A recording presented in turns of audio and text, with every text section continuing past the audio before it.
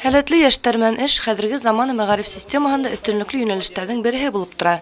Тәбигатьтән бирелгән һәләтте үстерү, яхшы укучы студентларга югарырак максатларга ынтылу өчен шартлар булдыру белән бергә, уларның тырышлыктан игътибарһыз калдырмау, дәртләндерү дә бик мөһим. Ошо йәһәттән Башкорт дәүләт университетының Сибай институтында яхшы укучыларга язучы Һәдия Дәүләтшина, билдәле көрәшче Харис Йосыпов исемендәге Аксылата премиялар булдырылган.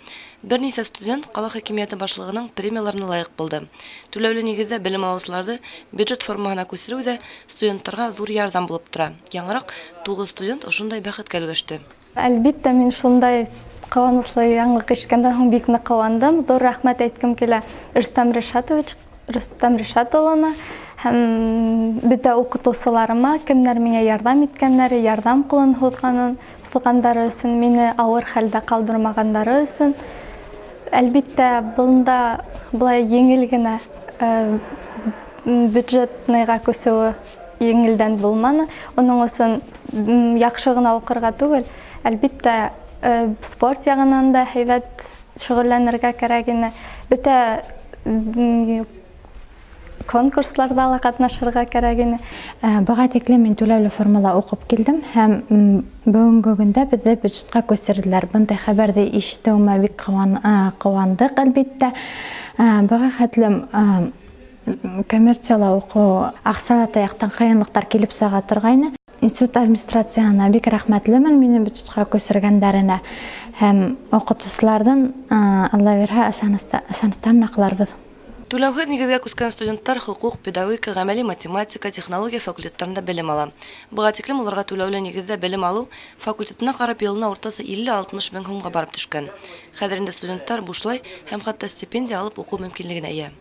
Айгөл Хәмитова, Руслан Кравцов, яңалыктар хезмәте.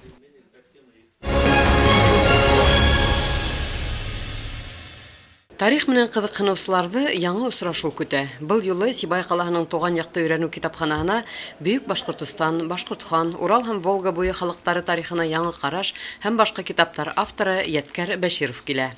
Китапханабыҙҙың кәштәләре яңы китаптар менән һәр саҡ тулыланып тора. Беҙ бөгөн дә яңы китаптар ҡулыбыҙға алыу менән бик шатбыҙ.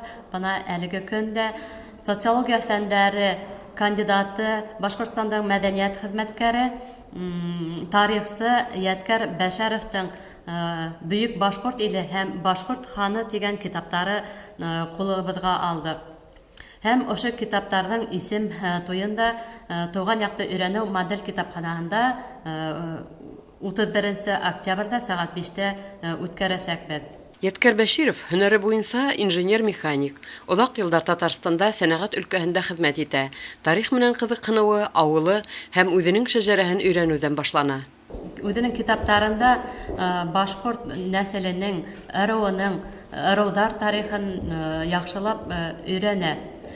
Төрлө сығанаҡтарҙан, архив материалдарынан, Өфө, Казан, Ырымбур архивтарында бик күп эшләй һәм шунда өр-яңы төрлө ҡиммәтле сығанаҡтар таба һәм шуларҙы китап итеп туплай.